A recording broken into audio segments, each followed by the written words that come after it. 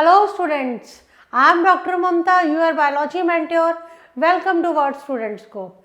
Today we will again discuss the another part of principles of inheritance and variation. This is the very important chapter, your chapter 6 of class 12 biology. हम इसमें पढ़ेंगे, मैंने आपसे Mendel loss discuss कर दिए, chromosomal theory of inheritance discuss कर दिया. आज हम उसी की ही आगे फर्दर कंटिन्यूशन करेंगे चैप्टर की. The next topic is what is sex determination, how the sex is determined. Topic है हमारा व्हाट इज सेक्स डिटर्मिनेशन. देखते हैं. Sex determination is the biological system that determines the development of sexual characters in an organism. Sex determination क्या होता है? Sex determination वो biological system है जो क्या आपको बताता है, that determines the development of sexual characteristics in an organism.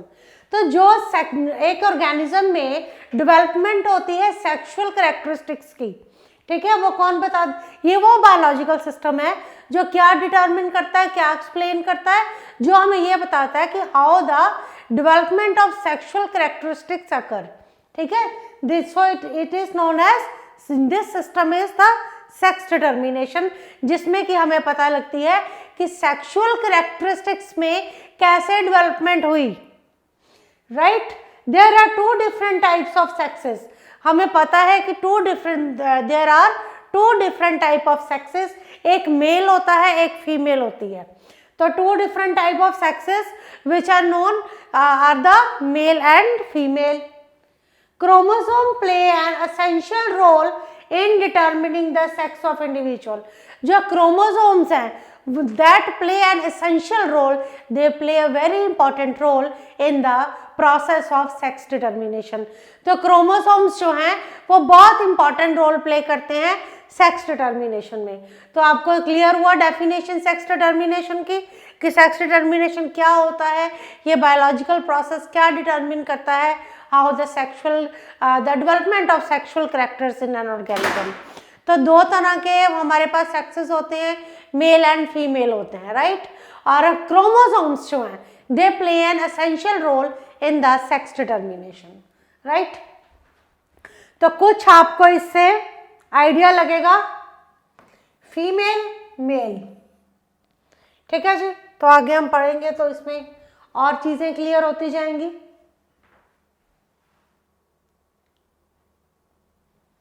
Let us have a glimpse into sex determination. Sex determination and who determines the gender of the baby, father or mother. These all are the NCERT statements. Let us have a glimpse into the sex determination. हम sex determination के बारे में पढ़ते हैं. Who determine the gender of a baby? Who decides? कौन decide करता है, कौन बताता है कि बेबी का सेक्स क्या है, मेल है कि फीमेल है. जो बच्चा आता है, जो बेबी ऑफस्प्रिंग आता है वर्ल्ड में, इस दुनिया में, तो उसका कौन बताता है, कैसे पता लगता है कि बॉय होगा या गर्ल होगी. Who determines the sex of an individual. Comparatively sexual reproduction is much more complicated than the asexual reproduction. Sexual reproduction is a slow and lengthy process.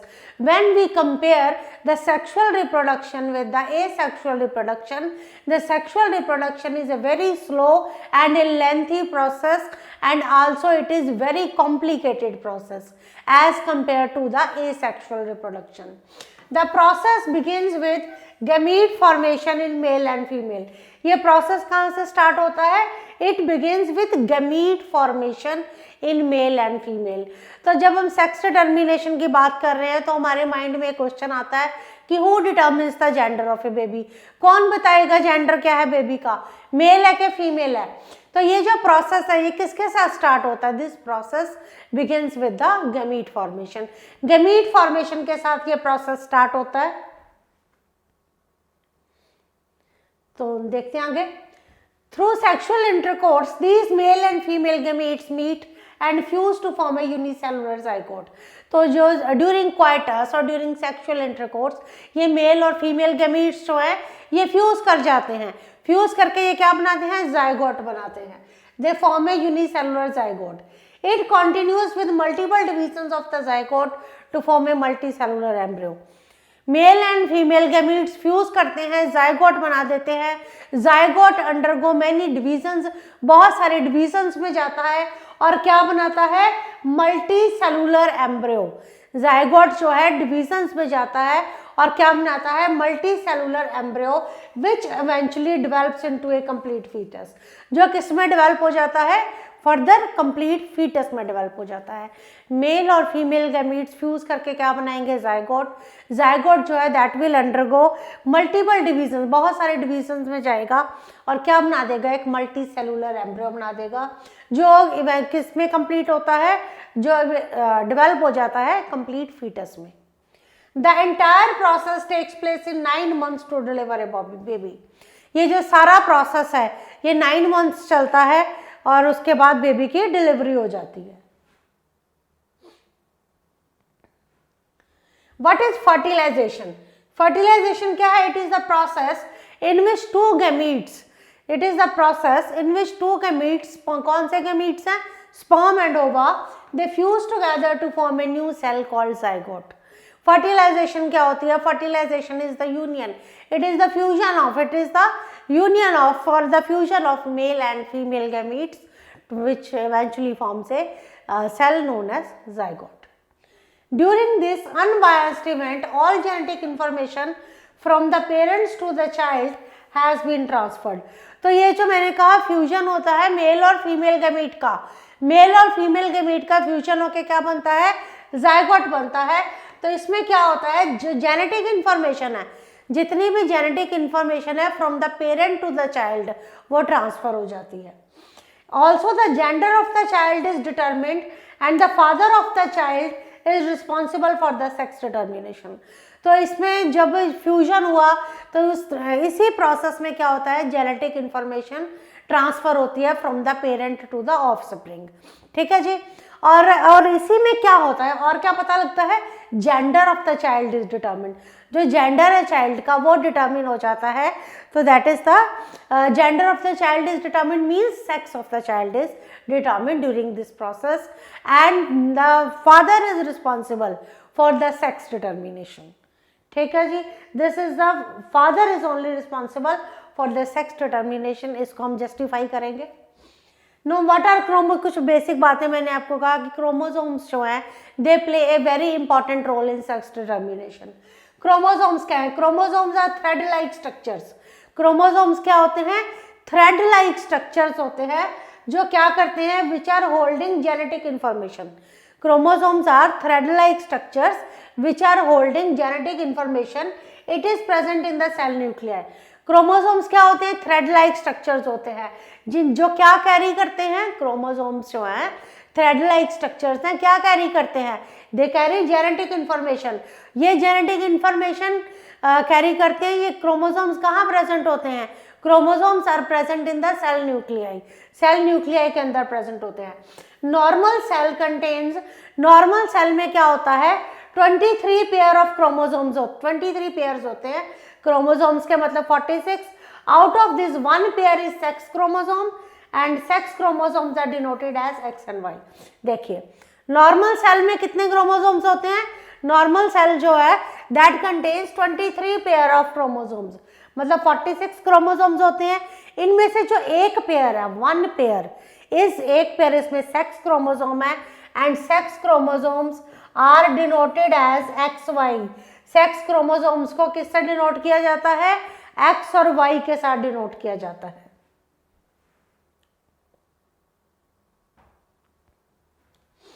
A male cell contain, male cell जो है वो क्या contain करता है, X Y sex chromosome, while female contains X X sex chromosomes. देखिए male में क्या है, एक्स वाई सेक्स क्रोमोसोम है, फीमेल में क्या है, एक्स एक्स सेक्स क्रोमोसोम है। Gamete contains only 23 chromosomes. जो गैमीट है चाहे वो मेल है चाहे वो फीमेल है, it contains only 23 chromosomes. Sperm contains, sperm में क्या होगा, स्पर्म मेल गैमीट है जो, दैट कंटेन्स आइदर एक्स और वाई। जो स्पर्म है उसमें क्या होंगे, या एक्स होंगे क्रोमोसोम होगा या वाई होगा, that is there will be 2 set of sperms. देखिए एक्स है या वाई, एक्स होगा और वाई होगा, तो ये क्या है, 2 सेट ऑफ स्पर्म्स हैं।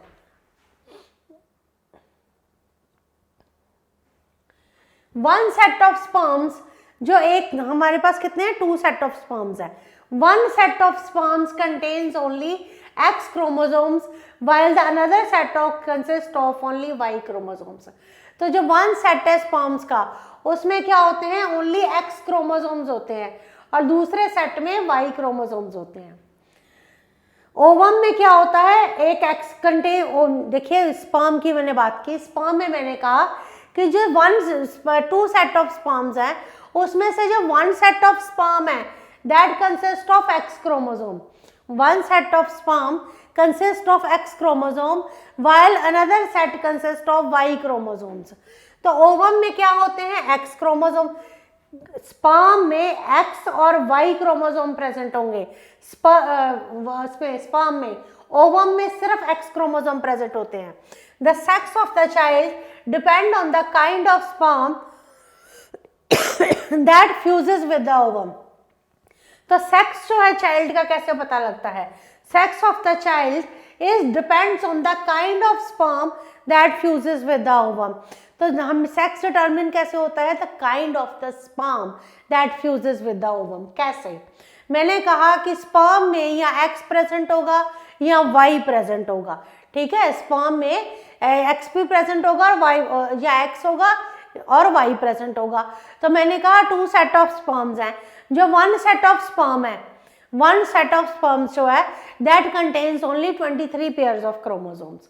ठीक है, जो 1 सेट ऑफ स्पर्म है उसमें क्या होगा, आपका एक्स क्रोमोसोम होगा और वाई क्रोमोसोम होगा, लेकिन जो आपका फीमेल है, ओवम है और एग है, उसमें सिर्फ एक्स क्रोमोसोम होगा। फिर रिपीट कर रही हूँ, मेल में, मेल स्पर्म जो गमीट है स्पर्म में, either it will have X chromosome और either it will have Y chromosome, but in the case of female, female के केस में it has only X chromosome, सिर्फ एक्स क्रोमोसोम होगा। And the sex of the child is determine, sex जो होता है child का वो किसके बेसिस, कैसे डिटरमिन होता है, on the basis of type of sperm fuses with egg. 2 set of sperms हैं, एक मैंने कहा 1 set consist of X chromosome, other set consist of Y chromosome, है ना। तो ये जो ओवम है, ओवम जो है इट हैज एक्स क्रोमोसोम्स। तो जो सेक्स डिटर्मिनेशन कैसे होगी, sex determination, sex determination depends which type of sperm fuses with the egg. क्या एक्स अगर फ्यूज करता है आपके ओवम के साथ, स्पर्म का अगर, मैंने कहा 2 सेट्स हैं, अगर स्पर्म जिसमें एक्स क्रोमोसोम है वो फ्यूज करता है आके ओवम के साथ, तो जो the sex of the baby will B daughter. अगर स्पर्म का वाई आके फ्यूज करता है ओवम के एग के साथ, तो ये जो sex of the baby will be son. तो it is the, who is the responsible for the sex determination, it is the male who is responsible for the sex determination. Clear हुआ थोड़ा सा। During sexual intercourse the father rejects both type of sperms. जब sexual intercourse होता है या during coitus, तो जो father है वो क्या करता है, that ejects both type of sperms, दोनों तरह के स्पर्म्स आते हैं, एक्स वाले भी और वाई वाले भी। Now it is the, it depend on the fusion, ये फ्यूजन पे डिपेंड हो गया कि कौन सा वाला स्पर्म, एक्स क्रोमोसोम वाला और वाई क्रोमोसोम वाला, इनमें से कौन सा स्पर्म आके ओवम के साथ फ्यूज करता है। ये किसका चीज का बेस बनता है, ये बेस बनता है कि कैसे सेक्स डिटरमिन किया जाए चाइल्ड का। ठीक है जी। इफ द स्पर्म विद, देखिए ये है सारा है, if the sperm with x chromosome, sperm का अगर एक्स क्रोमोसोम है और ये फर्टिलाइज कर रहा है ओवम के एक्स क्रोमोसोम के साथ, स्पर्म का एक्स क्रोमोसोम अगर फर्टिलाइज कर रहा है ओवम के क्रोमोसोम के साथ, तो जाइगोट क्या होगा, एक्स एक्स। ठीक है, एक्स क्रोमोसोम जो है स्पर्म का फ्यूज कर रहा है जाके ओवम के साथ, तो क्या होगा, एक्स एक्स बनेंगी। तो क्या मतलब जो चाइल्ड होगा वो क्या होगा, आपका गर्ल। जब आपका एक्स वाई जाके एक्स के साथ फर्टिलाइज कर जाएगा तो क्या बन जाएगा, आपका ओवम बन जाएगा। जो आपका जाइगोट है वो एक्स एक्स हो जाएगा, मतलब एक एक्स जाके आपका किसके साथ फ्यूज कर रहा है, एक्स के साथ। तो क्या बन गया, जाइगोट एक्स एक्स। तो सेक्स कौन सा होगा बेबी का, गर्ल। अगर sperm with the Y chromosome, sperm है with the Y chromosome, it fertilize with the ovum of the X chromosome. अगर स्पर्म है वाई क्रोमोसोम वाला, it fertilizes with the X chromosome, तो जाइगोट कौन सा आएगा, एक्स वाई जाइगोट आ जाएगा। तो ये क्या होगा, एक्स वाई क्या होगा, विल बी एक्स वाई। तो चाइल्ड क्या होगा, that will be male child. तो चाइल्ड आपका क्या होगा, सन और मेल चाइल्ड होगा। तो अब कुछ क्लियर हुआ कि how the sex is determined. Sex determination कैसे होती है। नाउ इन जेनेटिक्स प्लियोट्रोपी, आगे हम प्लियोट्रोपी देखते हैं क्या होता है। Pleiotropy is defined as the expression of multiple traits by a single gene. So after sex determination हम प्लियोट्रोपी की बात करते हैं। Pleiotropy is defined as, firstly हमें डेफिनेशन पता होनी चाहिए, कैसे डिफाइन करते हैं प्लियोट्रोपी को। Pleiotropy is defined as the expression of multiple traits by a single gene. तो एक्सप्रेशन होता है, एक्सप्रेशन ऑफ मल्टीपल ट्रेट्स।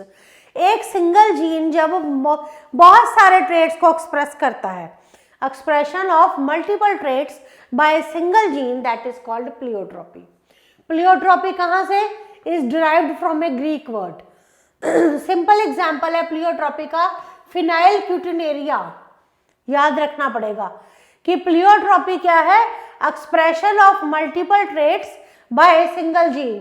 तो प्लियोट्रोपी डिराइव हुआ है ग्रीक वर्ड से। सिंपल एग्जाम्पल क्या है प्लियोट्रोपी का, that is the phenylketonuria. Phenylketonuria एक डिजीज है, एक जेनेटिक डिसऑर्डर है, जो कौन कॉज करता है, by the low metabolism of the amino acid phenylalanine in the body cell. देखिए, expression of multiple traits by a single gene, expression of multiple traits by a single gene is called pleiotropy. तो example क्या है pleiotropy का, example बहुत important एक genetic disorder है जिसे कहते हैं फिनाइल क्यूटिनेरिया। फिनाइल क्यूटिनेरिया क्या है, एक जेनेटिक डिसऑर्डर है जो which is caused by the low metabolism of the amino acid phenylalanine in the body sales.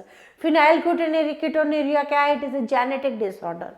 ये किसके कारण, which is caused by the low metabolism of the amino acid phenylalanine in the cells. Amino acid है phenylalanine, this is caused by the low metabolism of the amino acid phenylalanine in the body sales. ठीक है, तो ये आपको example याद रखना है। Gregor Mendel, the father of genetics, made various interesting observations during his study of inheritance regarding the color of different plant components। क्या कहता है कि ग्रेगर जॉन मेंडल जो थे फादर ऑफ जेनेटिक्स थे, उन्होंने बहुत सारी ऑब्जर्वेशंस की during the Mendelian genetics. Significantly Mendel also observe that the plants with coloured seed quotes had, जो प्लांट्स होते हैं with coloured seed quotes, they had coloured leaf axis.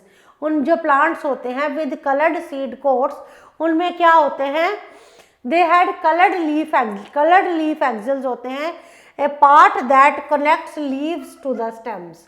तो देखिए जो मेंडल ने क्या ऑब्जर्व किया, मेंडल ने ऑब्जर्व किया प्लांट्स को with the coloured seed coats. Coloured seed quotes होती हैं, तो दे हैड कलर्ड लीफ एक्सिल्स। जो प्लांट्स हैं जिनकी कलर्ड सीड कोट्स होती हैं, उनके कलर्ड लीफ एक्सिल्स होते हैं। लीफ एक्सिल क्या होते हैं, कनेक्ट करते हैं लीव्स को स्टेम के साथ, ठीक है, वो पार्ट। एंड कलर्ड फ्लावर्स, तो मेंडल ने जब ऑब्जर्व किए थे coloured seed coats, coloured flowers and with and coloured leaf exiles, इस पे उसने कुछ observations Lee. Mendel also noticed that pea plant had colorless seeds coats with no pigmentation on their axils. तो Mendel ने जो experiments किए उसमें उसने coloured seed coats, coloured seed axils, ये करेक्टर भी देखा और साथ में क्या देखा, he also noticed that no seed coat, कोई सीड कोट नहीं है, कोई कलर नहीं है एक्सिल्स का, विद नो पिगमेंटेशन, जिसकी कोई पिगमेंटेशन नहीं है।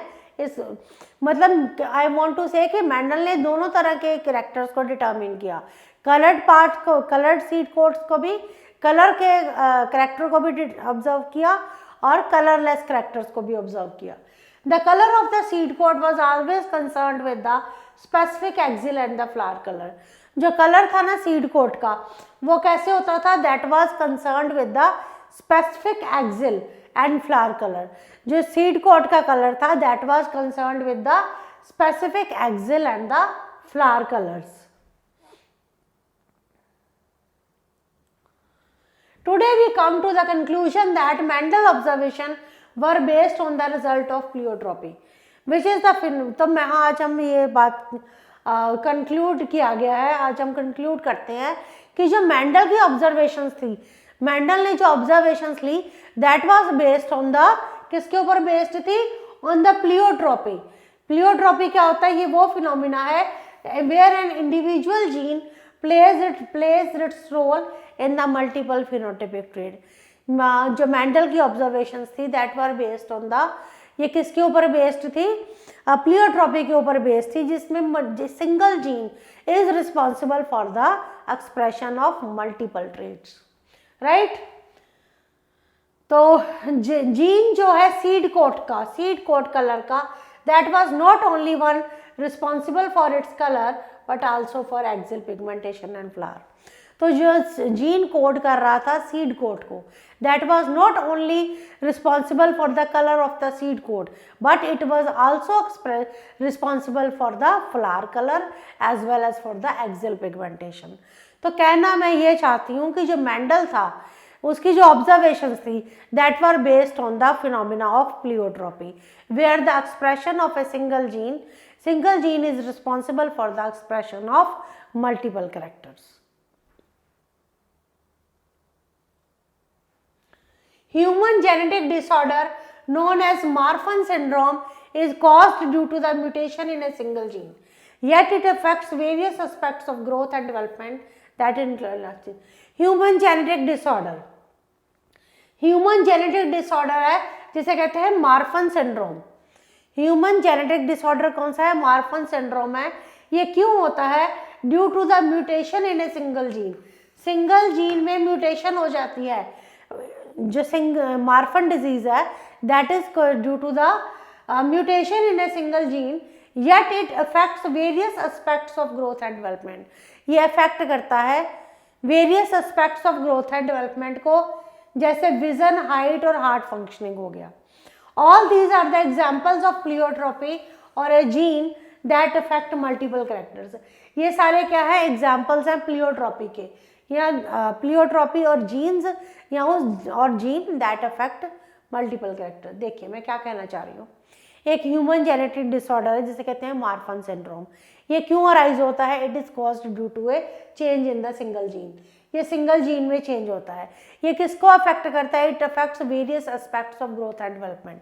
ये various aspects of growth and development को करता है, and also it controls the this vision, height and heart functioning.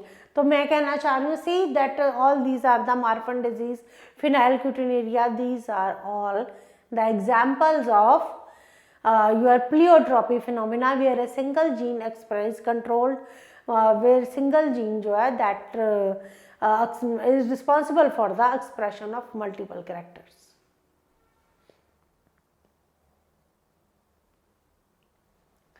An example of this is phenylketonuria। I discussed this with you कि where a single gene जो है that is responsible for the expression of multiple characters।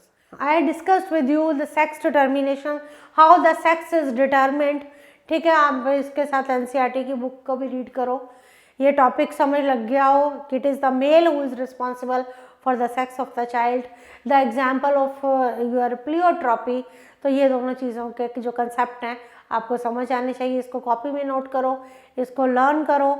अगर कोई problem तो वैसे इसमें आनी नहीं चाहिए, ठीक है। तो मल्टीपल चॉइस क्वेश्चन और जो एनसीईआरटी बैक एक्सरसाइज हैं हम नेक्स्ट अपने लेक्चर में करेंगे। Thank you.